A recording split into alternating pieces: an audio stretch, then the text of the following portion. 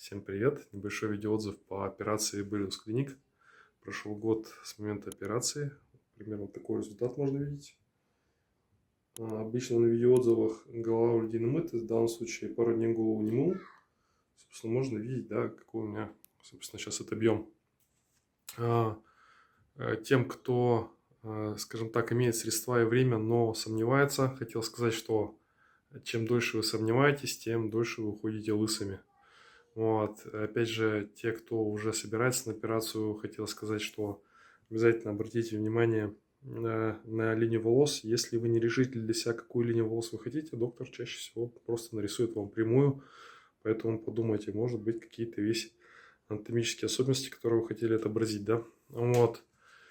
И еще такой момент, до операции начитался очень много разных блогов, чего только там, какой только ерунды некомпетентнейшие люди не пишут.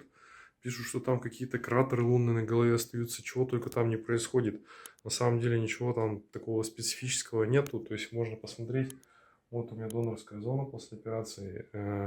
Парикмахер стриг, в принципе, когда я ему сказал, что делал пересадку волос, он, в принципе, задал вопрос, откуда брали волосы, потому что, соответственно, качество забора, надо полагать, достаточно на хорошем уровне.